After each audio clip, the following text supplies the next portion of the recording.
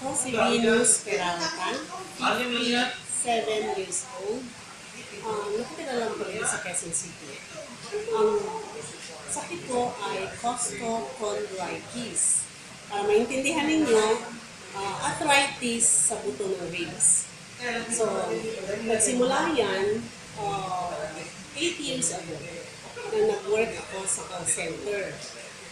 Ang magdamag na trabaho, ang stress sa trabaho, ang pagkain ng magdamag at pagkain sa umaga, na-develop ang high blood at arthritis ko. Ganun din ang diabetes, stage 2 or uncontrolled diabetes, ang tawagin ng doktor. Kaya nung sinabi sa akin na costochondritis ang sakit ko, na-define ko na talaga kung bakit masikip ang dibdib ko na parang pinipiga. Alam mo yung feeling na hindi ka makahinga kasi ang sikip-sikip ng dibdib ko.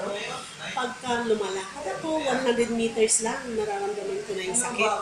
Pag-aakyat sa footbridge, naka 15 steps lang. Ang sakit-sakit na niya, hindi na ako makahinga. Lalo na kung meron pang 15 another steps. Yung bang stress mo na abutin mo yung 30 steps na halos mangisay ka na sa sakit. So, nagpa-doktor ako. Ang sabi, i-check lahat ang dugo, i-check lahat ang history ko, na-define na wala akong sakit sa puso, yun nga, costochondritis. Pero pang-apat na hospital na. Kung di ko pa kinulit yung doktor ko, hindi pa nila sasabihin na costochondritis ang sakit ko.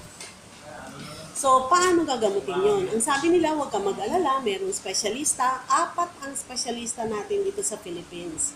Nasa Makati Medical Center. 1.5 ang consultation, wala pang gamot yun.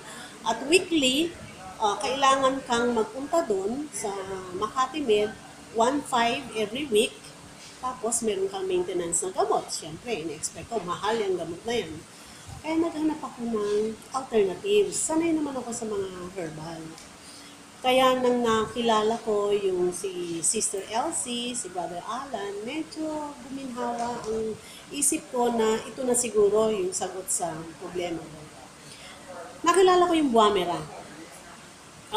Nung sinabi sa akin na effective, bumili agad ako ng 3 para subukan ko yung gamot nito.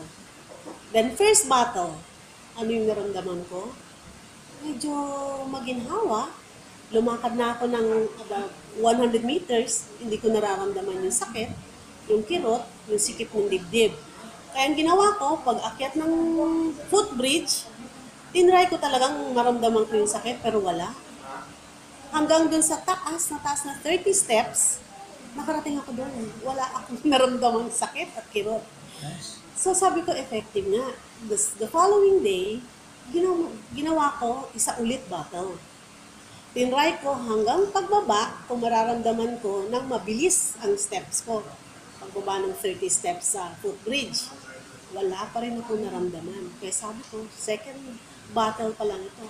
Pang third bottle ko, sabi ko, takbuhin ko kaya itong footbridge. Takbo. Tinry ko talaga, tinakbo ko yung footbridge. Paakyat at pababa. Pagbaba ko, normal ang hingal ko, walang kirot sa dibdib. Kaya sabi ko, on the third bottle, na-try ko talaga na mahusay yung Buamera. Kaya sabi ko, hindi mo naman pwedeng everyday 1 bottle sa akin, mabigat din yun. Kaya ang ginawa ko, nag-maintenance ako ng 2 cups dun sa Buamera ng gabi.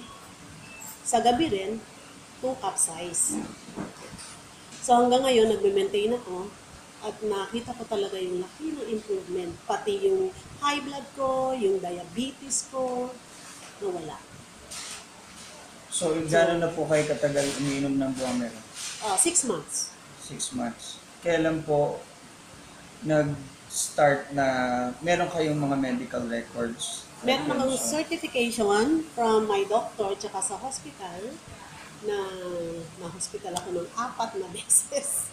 At dun sa doktor ko, certified ako na may costochondritis.